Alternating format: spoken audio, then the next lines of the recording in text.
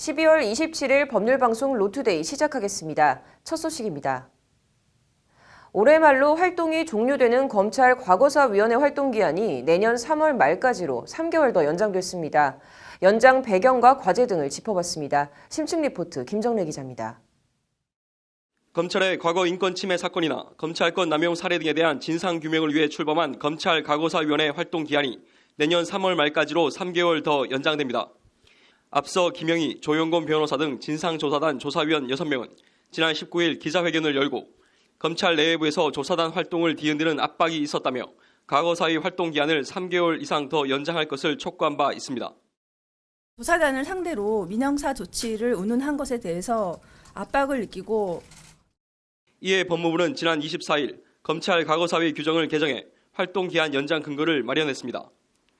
올해 2월 6일 활동을 시작한 대검 진상조사단은 전두환 정권 시절 형제 복지원 사건을 비롯해 1999년 삼례 나라 슈퍼 사건, 2009년 배우 고 장자연 씨 성접대 의혹 사건, 2013년 김학의 전 법무부 차관 사건, 2000년 약촌 오거리 사건 등 조사 대상 15건을 선정해 조사해왔습니다. 그러나 지금까지 진상조사단 최종 조사 결과가 발표된 사건은 형제 복지원 사건 등 4건에 불과합니다. 검찰 안팎에서는 일단 조사위 활동기한 연장을 환영하는 분위기입니다. 애시당초 다뤄야 되는 사건은 많은 반면에 투입된 역량과 인력이 좀 제한적이었기 때문에 있는 상황에서 최선을 다했음에도 불구하고 조사 단원으로 결합하신 변호사님들이 좀 필요성을 절감해서 요청한 거기 때문에 이에 더해 활동기한 연장이 능사가 아니라 실효적이고 실질적인 조사가 이루어질 수 있는 여건과 물적 기반 마련에 법무부와 검찰이 더 노력해야 한다는 지적도 있습니다. 기한을 연장하는 것도 하나의 방법일 수는 있습니다만은 그것만 가지고 과연 성과를 낼 수 있는지가 문제이기 때문에 무엇보다도 외적 장애를 극복하고 내적 어떤 수사 방법이라든가 내지는 열이라든가 이런 것들도 같이 결부가 되어야만 여전히 살아있는 권력이 얽혀있는 고 장자연 씨 성접대 의혹 사건 등에 대해 활동기한이 연장된 검찰 과거사위가 어떤 조사 결과를 내놓을지 주목됩니다. 법률방송 김정래입니다. 청와대나 검찰 조직이 힘이 세긴 센 모양입니다. 검사도 아닌 청와대 특감반에 파견 나간 6급 수사관이 과학기술정통부를 압박해 개방형 5급 사무관 직위를 신설하고 자신을 셀프 채용하도록 유도했다고 하는데요. 대검 감찰본부가 오늘 발표한 김태우 전 청와대 특감반 수사관 얘기입니다. 이현무 기자입니다. 대검 감찰본부가 오늘 각종 비위 의혹에 연루된 김태우 수사관에 대해 해임 중징계를 요청하기로 결정했다고 밝혔습니다. 감찰본부 조사 결과 김 수사관이 받았던 여러 비위 추문들이 대부분 사실로 드러났습니다. 김태우 수사관은 먼저 청와대 특감 반원으로 재직하며 지난해 11월부터 올해 8월까지 과기정통부를 감찰하던 중 장관 등에게 감찰 실무 전문가 채용 필요성을 강조하며 개방형 5급 사무관 직위를 만들도록 유도한 것으로 나타났습니다. 그리고 그 채용 절차에 응해 사실상 합격자로 내정되는 등 셀프 자리 신설, 특혜성 셀프 채용을 도모해 성사 단계까지 갔지만 특감 반장 등의 제지로 무산됐다는 것이 대검 설명입니다. 그 밖에도 직무와 관련해 건설업자 최모 씨로부터 여러 차례 골프 접대를 받고 뇌물사건 수사 무마청탁을 받고 경찰청 특수수사과를 방문하는 등 김 수사관에 대한 여러 의혹이 사실로 나타났다고 대검 감찰본부는 밝혔습니다. 김태우 수사관과 건설업자 최 씨가 2012년부터 감찰 관련 정보를 주고받는 관계를 유지해온 것으로 파악한 감찰본부는 김 수사관이 서울중앙지검에 근무하던 작년 5월부터 6월 사이 최 씨를 통해 청와대 특감반 파견 인사청탁을 한 정황도 확인됐습니다. 김 수사관의 프로필 등이 청와대에 전달됐는지는 확인되지 않았지만 김 수사관은 실제로 원하는 대로 청와대에 파견 근무를 나갔습니다. 검찰은 한편 김 수사관과 함께 골프 접대를 받은 것으로 확인된 이모, 박모 수사관에 대해선 경징계를 요구하기로 했습니다. 이에 대해 김태우 수사관 변호인은 6급 공무원이 정권 초기 실세 장관에게 그 부처에 자신이 갈 5급 사무관의 자리를 신설하도록 유도하는 것이 가능한지 의문이라며 감찰본부 조사 결과 발표에 의문을 나타냈습니다. 김 수사관 변호인은 그러면서 골프 접대에 대해선 접대를 받으려고 한 것이 아니라 공직자 비위 정보 획득을 위한 정보 수집 및 감찰 활동의 일환이라고 주장하며 검찰 감찰조사 발표를 모두 부인했습니다. 김태우 수사관과 건설업자 최 씨가 악어와 악어새 관계였다는 것이 오늘 대검 감찰본부가 밝힌 감찰 결과입니다. 김태우 수사관 등 수사관 3명에 대한 징계 여부와 수위는 대검 징계위원회에서 최종 결정됩니다. 법률방송 이현무입니다. 청와대 특감반 관련한 얘기 하나 더 전해드리겠습니다. 민간인 사찰 의혹 관련해 어제 서울 동부지검이 청와대에 대한 압수수색 영장을 집행했다는 뉴스 보도해드렸는데요. 영장을 집행한 서울 동부지검 형사 6부 주진우 부장검사와 청와대 특감반의 인연이 공교롭습니다. 앵커 브리핑입니다. 어제 서울 동부지검의 청와대 압수수색 영장 집행은 자유한국당이 임종석 비서실장과 조국 민정수석 등을 직권남용, 직무유기 혐의로 고발한 데 따른 것입니다. 원래 서울중앙지검에 고발장이 접수됐는데 검찰은 사건을 지난 21일 서울 동부지검에 재배당했습니다. 그리고 재배당 닷새 만에 이뤄진 청와대 압수수색 영장 집행. 마치 기다렸다는 듯이 고발 사건으로는 많이 이례적으로 신속한 압수수색 영장 집행입니다. 관련해서 압수수색 영장을 집행한 서울 동부지검 형사 6부 주진우 부장검사의 청와대 특방관과의 인연이 묘합니다. 주 부장검사는 평검사 시절인 지난 2014년 2월부터 2017년 2월까지 청와대 민정수석실에 파견돼 특감반 반장으로 근무했습니다. 우병우 전 민정수석이 2014년 5월 민정비서관으로 선임된 뒤 3개월 뒤에 주검사도 청와대로 들어간 겁니다. 이후 주검사는 우 전 수석이 사임할 때까지 검찰 선배이자 상관으로 우 전 수석을 모셨습니다. 이런 인연으로 주검사는 지난해 11월 열린 우 전 수석 재판에 증인으로 출석하기도 했습니다. 아무튼 박근혜 전 대통령 탄핵 촉구 촛불이 광화문을 덮던 2017년 2월 주검사는 청와대에 발빠르게 사표를 내고 나와 친정인 검찰로 복귀합니다. 검찰청법 44조의 2는 검사는 대통령 비서실에 파견되거나 그 직위를 겸임할 수 없다고 명시하고 있습니다. 그러나 검사 사표, 청와대 근무, 청와대 사표, 검사 신규 임용이라는 편법과 꼼수로 검사들의 청와대 파견 근무는 계속 이뤄져 왔고 주검사는 그 공식을 따라 검찰로 복귀했습니다.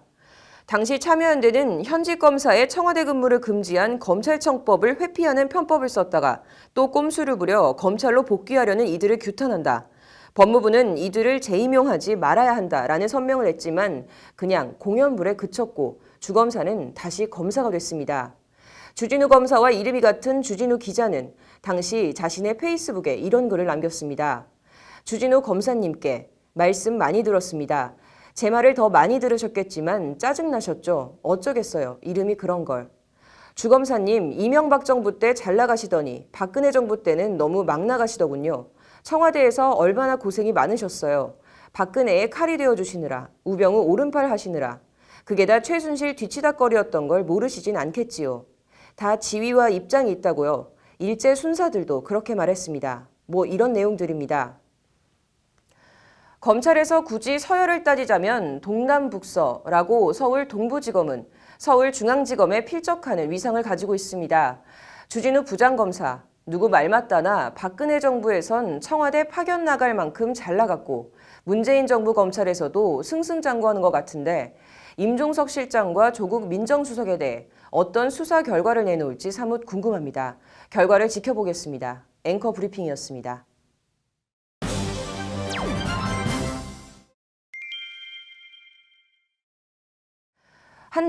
한다. 이번에는 진짜 한다 하더니 결국 물 건너가는 모양입니다.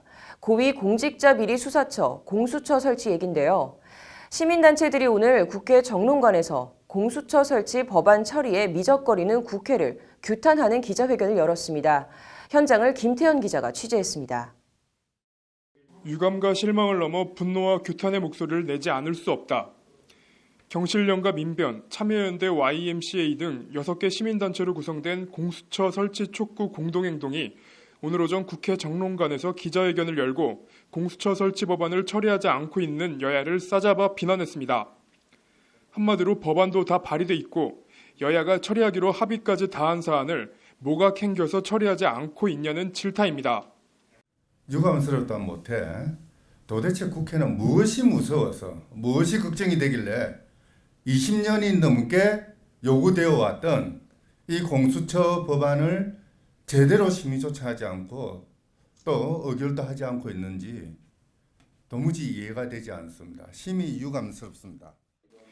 앞서 지난 7월 26일 구성 결의안이 본회의를 통과한 국회 사개특위는 위원 구성 등에 관한 여야의 정쟁과 줄다리기 끝에 석 달도 더 지난 11월 1일에야 첫 회의를 열었습니다. 이후에도 사개특위는 이런저런 진통과 정쟁을 거듭하며 이렇다 할 가시적인 성과를 내놓지 못하고 활동 종료 시한을 이제 불과 나흘 남겨두고 있습니다. 이에 공동행동은 사개특위 기한을 연장하고 공수처 설치 법안부터 우선 처리하라고 목소리를 높였습니다. 사회적 합의가 이뤄진 공수처 설치 법안부터 처리하고 이를 지렛대로 이해관계가 첨예하게 얽힌 검경 수사권 조정이나 법원 개혁 등 나머지 사법 개혁들을 추진해 나가야 한다는 겁니다. 가장 시급하고 가장 우선적인 과제는 공수처 통과라고 할 수 있을 것입니다. 그래야 그것을 기초로 해가지고 나머지 개혁들이 사법 개혁들이 이루어질 수 있을 것이라고 생각합니다. 사개특위 활동은 여야 간 합의가 불발되면 오는 31일 종료됩니다. 연내 처리가 어려워진 공수처 설치 법안 처리에 대해 더 이상 머뭇거릴 때가 아니다라는 것이 시민단체들의 말입니다. 여야가 시민단체들의 촉구에 답을 내놓을 수 있을지 주목됩니다. 법률방송 김태현입니다. 내년 1월 치러지는 대한변협 회장 선거가 회원 직선제로 바뀐 이후 후보자가 한 명밖에 없는 첫 단독 출마 선거로 치러지면서 과연 당선에 필요한 유효표를 얻을 수 있을지 법조계 안팎의 관심이 쏟아지고 있습니다. 2018 법률방송 송년 인터뷰. 제가 첫 변협 회장 선거 단독 출마의 주인공 이찬희 전 서울변의 회장을 만나 얘기를 들어봤습니다. 함께 보시죠. 변협 회장 선거에 출마하기 위해 얼마 전 2년간 몸담고 있던 서울변의 회장직을 사임한 이찬희 변호사는 오랜만에 사무실로 출근하니 어색하다는 말로 얘기를 시작했습니다. 지난 2년간 정말 후회 없이 최선을 다해서 일했습니다. 회원분들로부터 이 회장 있을 때 우리 서울지방변호사 정말 갈등이 한 번도 없었다라는 칭찬을 받은 것을 가장 기억에 남는 걸로. 최선을 다했고 다른 최선을 다하기 위해 출마한 대한변협 회장 선거. 이찬희 변호사는 흩어진 변호사 업계를 다시 하나로 모으기 위해 누군가는 나서야 할 때라는 말로 출마의 변을 밝혔습니다. 누군가는 나서줘야 될 때다. 이런 위기에 빠진 변호사회를 구해주셨으면 하는 생각이 있었는데 마지막 날까지도 아무도 나와주시지 않으셨어요. 그래서 제가 변호사회를 위해서 헌신해야 되겠다라는 생각으로 출마하게 되었습니다. 하지만 상황은 녹록지 않습니다. 단독 출마의 경우 당선되면 전국 2만 1천여 명 변호사 가운데 3분의 1이 넘는 7,000표 이상의 지지표를 얻어야 하는데 이게 결코 쉽지가 않습니다. 왜냐하면 대통령 선거 같은 경우는 투표율이 70-80%니까 3분의 1의 지지를 얻는 것이 가능할 수 있지만 저희는 55%대의 투표율이거든요. 3분의 1을 얻는다는 것이 정말 어려울 수 있죠. 이 때문에 일각에선 누구라도 다른 후보를 내세워 선거를 치르면 좀 편하지 않겠냐는 의견이 나오기도 했지만 이찬희 변호사는 자존심을 얘기하며 단호하게 이를 거부했습니다. 지금 저는 변호사님들을 믿습니다. 우리 변호사들은 자존심이 있습니다. 원칙에 따라 정정당당하게 선거를 치르더라도 반드시 협회장을 선출하실 거라고 믿습니다. 마찬가지로 이찬희 변호사는 단독 후보여서 선거에 대한 관심이 덜하다는 일각의 시각에 대해선 선입견일 뿐이라며 동료 변호사들에 대한 신뢰를 나타냈습니다. 선입견 같아요. 왜냐하면 외부의 유사 직역이 변호사의 직역을 거세게 침탈하려고 하기 때문에 직역 수호라는 차원에서 누구보다도 어떤 회장이 되어야 되는지가 회원들의 관심을 끌고 있습니다. 그래서 선거에 대한 무관심이라는 것은 아직 선거를 제대로 관찰하지 않아서. 유례 없는 최초 단독 후보로서 단단한 각오와 함께 이찬희 변호사는 3가지 공약을 내세웠습니다. 갈등 해소와 화합, 변호사 직역 수호, 이 3가지 이찬희 후보의 핵심 공약입니다. 저의 주요 공약은 갈등 해소, 화합의 시작, 그다음에 직역 수호, 새로운 일자리 창출입니다. 지난 2년간 서울회장으로서의 회무 경험과 강인한 추진력을 바탕으로 회원 여러분의 의견을 항상 경청하면서 변호사회의 발전과 회원의 권익 보호, 직역 수호를. 갈등과 분쟁을 넘어 화합과 단결의 시대로 이찬희 변호사의 담대한 도전이 시작점이 될 대한변협 선거는 내년 1월 21일 치러집니다. 앞으로 우리 변호사회는 내부의 갈등을 극복하고 외부의 거센 법조 유사 직군의 변호사 고유 업무인 소송 대리까지 침탈하고자 하는 직역 침탈 시도에 힘을 합쳐서 대응해야 될 그런 때이고, 이번 선거가 바로 단독 후보로서 갈등 없는 선거를 통해서 그런 것을 실현 가능한 법률방송 신세아입니다. 이어서 법조계 소식 전해드리겠습니다. 경찰청이 내일부터 위치 추적, 통화 내역 확인 등 상급자의 수사 지시를 서면으로 하는 서면 수사 지휘를 전국 모든 경찰서에서 일제히 시행한다고 밝혔습니다. 경찰청은 조직 내부 수사 지휘의 책임성, 공정성을 높이기 위한 조치라고 설명했습니다. 검찰이 이건희 회장의 차명 계좌 관련 탈세 혐의와 관련해 이 회장의 건강 상태상 조사가 불가능한 점을 고려해 이 회장에 대해 시한부 기소 중지 처분을 내렸다고 오늘 밝혔습니다. 앞으로 토지나 건물의 양수인이 도로 점용 허가에 대한 권리, 의무 승계를 신고할 때 양도인의 서명을 받지 않아도 됩니다. 권익위는 오늘 이 같은 내용의 도로 점용 신고제도 개선안을 마련할 것을 국토교통부에 권고했다고 밝혔습니다. 경찰청이 과학기술정보통신부, 방통위, 방송통신심의위 등 관계기관과 웹하드 카르텔 근절 실무 태스크포스를 꾸려 새해부터 3월 말까지 3개월간 집중 단속을 벌인다고 오늘 밝혔습니다.